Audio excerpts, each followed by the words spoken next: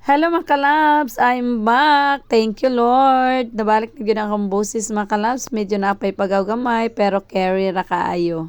I want to share this video sa inyo mga kalabs. Ang amo ada yung giadtuan tong niaging adlaw nga ato mi sa BPI Davao. Ay nakaabot na jud taon ko diri sa gina-prosesan sa mga seeds mga kalabs. Diri day ni dapit ang kanang ilang area, dako kay lang area mga kalabs niya pag abot namo giabi-abi din mis mga buutan kay mga gwapa kaayo nga taga BPI. Shout out sa inyo mga ma'am and sir. So ayan kawan ako si Ma'am Malu og si Sir Mark. Unya kay sayo ra man kayo may mga kalabs. O ayan medyo nauna-una jud mi gamay, so naada sila libre kong pamahaw. So salute jud kaayo sa BPI. Thank you so much. Actually nakapamahaw na mi mga kalabs. Pero namahaw jud mig balik kay lamian kayo ang ilang mga food nga gi-prepare diring dapita. So yan, kudos sa mga taga BPI mga kalab. Salamat jud kaayo sa inyuhang warm welcome sa mga nangapil aning adlaw.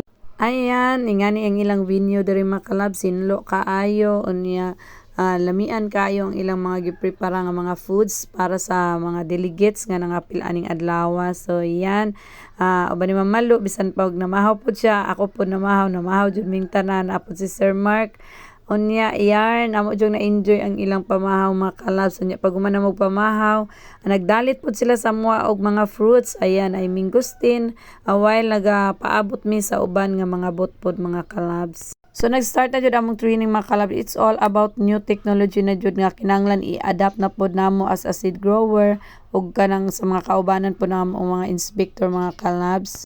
Di jud siya i-adapt kay para dali ra jud ang mga trabahoon mabuhat.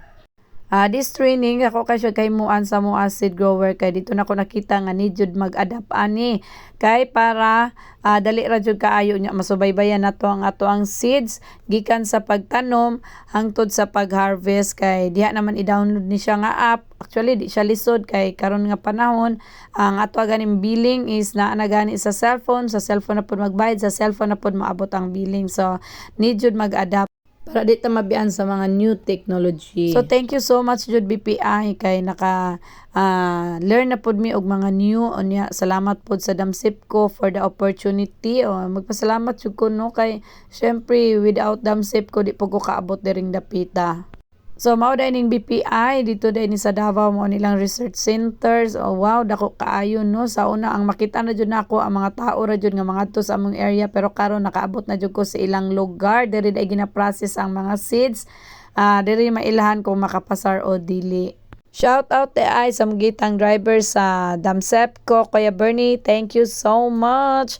And Mamalo and Sir Mark, kanang grabe kay ka guys seryoso kay si Mamalo siya kabalo kuha na day ko kanang video na day ko sa ilaha. So ayan, before day mi nanguli mga kalabs, bago mi masangko sa mong kabalayan ang hapit sa jud mi kay medyo gabi na jud nya lagyo kay gulian sa Sir Mark, sila Mamalo uban ni Kuya Bernie. So nang hapit sa jud mi diri para mag-dinner diri sa Carmen. Kana gayong simple dinner lang gud kayo mga kalabs.